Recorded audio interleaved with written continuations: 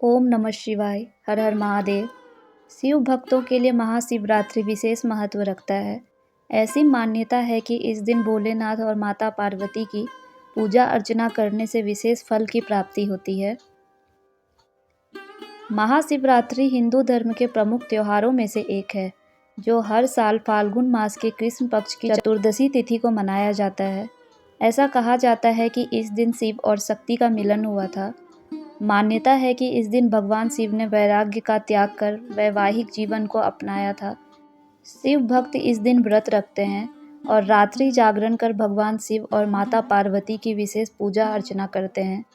ऐसा माना जाता है कि इस दिन शिव जी और माता पार्वती की आराधना करने से सभी मनोकामनाएं पूर्ण होती हैं और जीवन में सुख समृद्धि आती है। आज के दिन 26 फरवरी को पूरे देश में महाशिवरात्रि को बहुत ही धूमधाम से मनाया जा रहा है।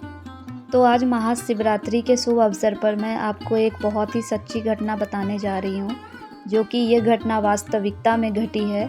और ये घटना जो है वो एक बहुत ही छोटे से बालक 7 साल के बालक गणेश की है। तो चलिए फिर मैं ये कहानी स्टार्ट करती हूँ और बताती हूँ कि कैसे चमत्कार होते हैं और महादेव जो हैं वो चमत्कार करते हैं। बस आपको जो है पूर्ण श्रद्धा भक्ति रखनी चाहिए और उन पर विश्वास होना बहुत ज़रूरी है। तो चलिए फिर मैं कहानी शुरू करती हूँ। गांव के एक छोटे से घर में गणेश नाम का 7 साल का बालक अपने माता पिता के साथ रहता था। उसका परिवार बहुत गरीब था, लेकिन उसके माता पिता बहुत ही धार्मिक थे। उन्होंने बचपन से ही गणेश को भगवान शिव की कहानियाँ सुनाई थी। इन कहानियों का उस पर इतना गहरा प्रभाव पड़ा कि वह रोज शिव मंदिर जाता और घंटों तक भगवान शिव की पूजा करता। गणेश की दिनचर्या बहुत सरल थी। वह सुबह जल्दी उठता, अपनी माँ की मदद करता, फिर मंदिर जाता और वहाँ शिवलिंग पर जल चढ़ाकर ओम नमः शिवाय का जाप करता।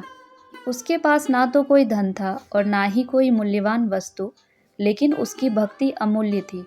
गांव के अन्य लोग भी उसकी श्रद्धा देखकर हैरान होते थे। महाशिवरात्रि का पर्व नज़दीक आ रहा था। पूरे गांव में इस पर्व को मनाने की तैयारी जोरों से हो रही थी। गणेश ने भी अपने मन में ठान लिया कि इस बार वह भी महाशिवरात्रि का व्रत रखेगा और पूरी रात भगवान शिव के भजन गाएगा। हालांकि वह बहुत छोटा था और उसके माता पिता को चिंता थी कि वह उपवास कैसे करेगा। लेकिन गणेश ने जिद पकड़ ली और कहा, माँ, भगवान शिव मेरे सच्चे पिता हैं, मैं उनके लिए कुछ भी कर सकता हूँ। आखिरकार महाशिवरात्रि का दिन आ गया। गणेश ने सुबह से कुछ भी नहीं खाया और पूरे दिन भगवान शिव की पूजा में लीन रहा। जैसे जैसे रात हुई, गांव के लोग मंदिर में इकट्ठा हुए और भजन कीर्तन शुरू हुआ। गणेश सबसे आगे बैठा था और पूरे मन से भगवान शिव का ध्यान कर रहा था। रात के दूसरे पहर में एक अजीब घटना घटी। अचानक मंदिर में एक विशाल काला नाग प्रकट हुआ। उसका फन बहुत बड़ा था और उसकी आंखें चमक रही थी। वह धीरे धीरे शिवलिंग की ओर बढ़ने लगा। जैसे ही लोगों ने नाग को देखा, वे डरकर भागने लगे। कुछ लोगों ने पुजारी से कहा कि इस नाग को किसी तरह बाहर निकालो, नहीं तो यह किसी को काट सकता है। लेकिन गणेश ने अपने स्थान से हिलने से इनकार कर दिया। उसने आंखें बंद कर ली और शिव मंत्रों का जाप करने लगा। ओम नमः शिवाय, ओम नमः शिवाय। उसकी आवाज़ पूरे मंदिर में गूंज रही थी। नाग धीरे धीरे गणेश के पास पहुंचा और शिवलिंग के चारों ओर लिपट गया। फिर उसने अपना फन शिवलिंग के ऊपर फैला दिया, जैसे वह उसकी रक्षा कर रहा हो। यह देखकर सभी स्तब्ध रह गए। फिर अचानक एक दिव्य प्रकाश शिवलिंग से निकला और पूरे मंदिर में फैल गया। कुछ ही क्षणों में वह काला नाग अदृश्य हो गया और उसकी जगह भगवान शिव स्वयं प्रकट हुए। उनके मुख से दिव्य वाणी निकली, बालक, तुम्हारी भक्ति से मैं अत्यंत प्रसन्न हूँ।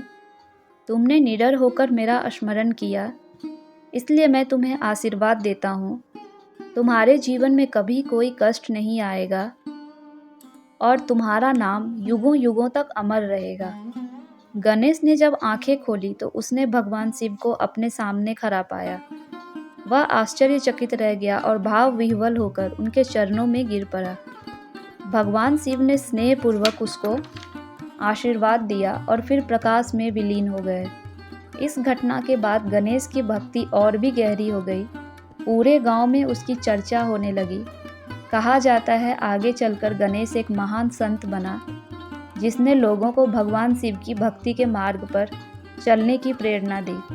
यह सच्ची घटना तो 7 साल के बालक गणेश के साथ घटी, लेकिन इस घटना से हमें बहुत बड़ी सीख मिलती है कि भक्ति में कितनी शक्ति होती है।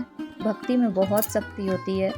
यदि हम सच्चे मन से भगवान शिव की पूजा करें या किसी भी भगवान की अगर हम पूजा करते हैं तो वे हमें अवश्य ही आशीर्वाद देते हैं और हर संकट से हमारी रक्षा करते हैं। तो आप अपने भगवान पर ज़रूर भरोसा रखें। आप जिस भी भगवान को पूजते हैं, जिस भगवान में भी आपकी श्रद्धा है, आप उस भगवान पर भरोसा रखें।